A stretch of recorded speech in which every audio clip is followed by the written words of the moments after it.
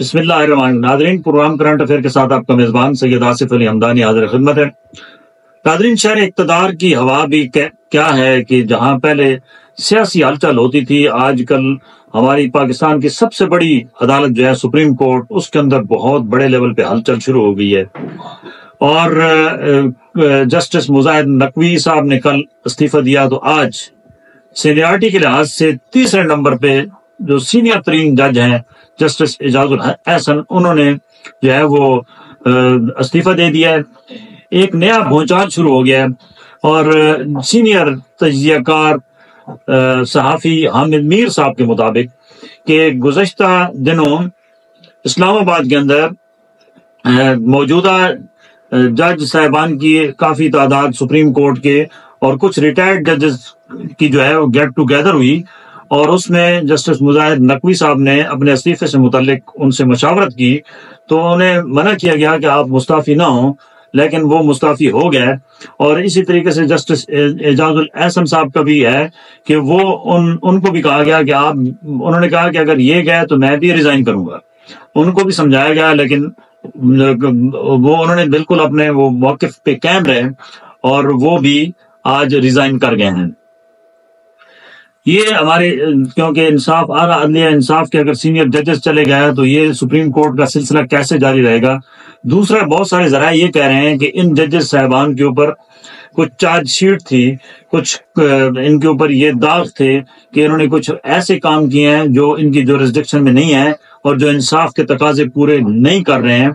इनके खिलाफ जो है जस्टिस मुजाहिद नकवी साहब के खिलाफ तो ऑलरेडी सुप्रीम जुडिशल काउंसिल में जो है वो इस वक्त तहकीकात हो रही थी, क्योंकि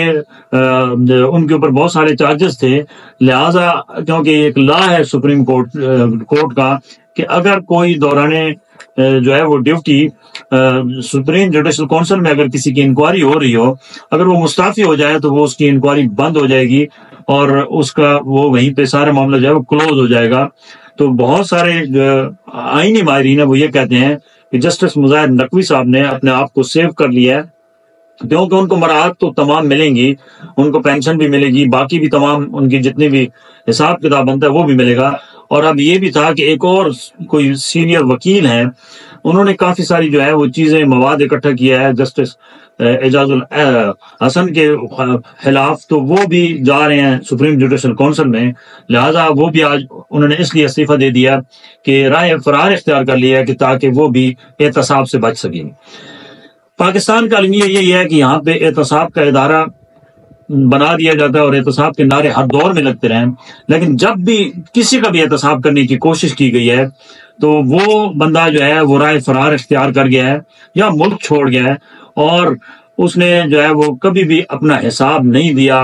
कौम का हिसाब नहीं दिया। जो जिस कौम के वो रहनुमा बनते हैं, जिस कौम के वो इंसाफ फराहम करने के लिए सीटों पे आते हैं, तो वो जब उनकी बारी आती है तो वो एक एक करके राय फरार इख्तियार कर लेते हैं। और ये कोई अच्छा शगुन नहीं है कि हमारी आला अदलिया के ऊपर इस वक्त जो है वो बड़े बड़े दाग लग रहे हैं। और इससे कबल जो है वो अभी जो मौजूदा चीफ जस्टिस हैं फायज ईसा, उनके ऊपर भी अभी तक वो क्लेम उनका भी चल रहा है, उनको चीफ जस्टिस बना दिया गया है। तो न जाने हम कैसे कैसे फैसले करते हैं। तारीख हमारी इन स्याह फैसलों से भरी पड़ी है जो इस मुल्क के साथ खिलवाड़ हो रहा है। और इस वक्त ये बड़े इस्तीफों के बाद जुडिशरी के ऊपर भी बहुत प्रेशर आ गया है, और इस वक्त जो ज़ेर इल्तवा केस हैं और बहुत से अहम केसेस जो हैं हजारों की तादाद में वो सुप्रीम कोर्ट के अंदर हैं। अब क्या नए जजेस का तकर्रुर किया जाएगा, और वो भी जो है वो उस तकर्रुर के बाद क्या जो अभी वहां पे एक ग्रुप बंदी साफ नजर आ रही है कि चीफ जस्टिस जो है वो मौजूदा चीफ जस्टिस सुप्रीम कोर्ट वो एक साइड पे हैं और बाकी जजेस जो हैं उनकी जो अक्सरियत है वो किसी और साइड पे है, और हालात जो हैं वो कंट्रोल में नहीं हो रहे हैं, और इंसाफ के जो इस वक्त पैमाने हैं वो बराबरी में नहीं आ रहे हैं। तो क्या जो अभी ये सारा सिलसिला है ये आगे जारी रहेगा, तो क्या आने वाले मुस्तकबिल के फैसले हो पाएंगे। جو اس وقت عمران خان کے بڑے بڑے کیسز ہیں، اس کے بعد باقی جماعتوں کے سربراہان کے بھی کیسز ہیں جو اس وقت پینڈنگ ہیں، کچھ چل رہے ہیں، تو کیا ان کے اوپر اثرات مثبت پڑیں گے، منفی پڑیں گے، اور آنے والی جو دنوں میں مزید کیا کیا آگے خرابیاں ہونے والی ہیں، کیونکہ اس طریقے سے اگر یہ سلسلہ جاری رہا تو یہ بات یاد رکھیں کہ بہت مشکل ہے کہ لوگوں کا اعتماد عدلیہ پہ رہے۔ دوسری جانب الیکشن کمیشن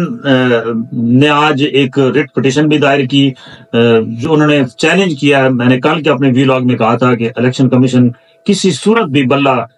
تحریک انصاف کو دینے کو تیار نہیں ہے، وہ آخری حد تک جائیں گے، اور آج وہ گئے۔ انہوں نے آج سپریم کورٹ کے اندر باقاعدہ بلے کی بحالی کے خلاف جو ہے وہ اپیل دائر کی ہے، لیکن کچھ اعتراضات لگا کے سپریم کورٹ نے، رجسٹرار نے ان کی درخواست فی الحال تو واپس کر دی ہے، اور اعتراضات دور کیے جا رہے ہیں۔ اور یہ میرے پاس بھی خبر ہے کہ کل دوبارہ اعتراض دور کر کے یہ اپلیکیشن موو کی جا رہی ہے کہ بلے کا نشان پی ٹی آئی سے واپس لیے جائیں۔ واضح احکامات کے باوجود، جو کل پشاور ہائی کورٹ کے واضح احکامات کے، بلے کا جو نشان ہے وہ ویب سائٹ پہ جاری کیا جائے۔ انہوں نے ان کو جو ہے وہ کچھ ٹائم کی مہلت دی تھی، لیکن ابھی تک بلے کا نشان الیکشن کمیشن نے نہیں کیا۔ کیا یہ توہین عدالت کے زمرے میں نہیں آ رہے؟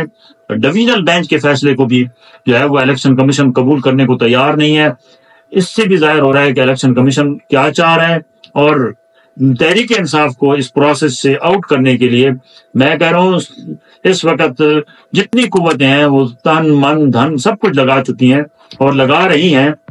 اور یہ کوشش ہوگی ان کی کہ بلے کا نشان بھی نہ ملے، اور ان کے جو کینڈیڈیٹ ہیں ان کو بھی اس طریقے سے تنگ کیا جائے آنے والے دنوں میں بھی کہ وہ ان کو پبلک کو بھی ہراساں کیا جائے گا جہاں جہاں پہ پبلک کی اکثریت ہے۔ اور یہ بہت مشکل ترین الیکشن ہے تاریخ کا، خصوصی طور پہ تحریک انصاف کے لیے، کہ ان کے کینڈیڈیٹ کیسے آگے الیکشن کمپین کر پائیں گے، کیسے وہ ان حالات کا مقابلہ کر پائیں گے، کیونکہ یہ تو ابھی بہت آنے والے دن مزید سخت ہوں۔ بہت شکریہ، اپنے گرد و نواح کے لوگوں کا خیال کیجیے۔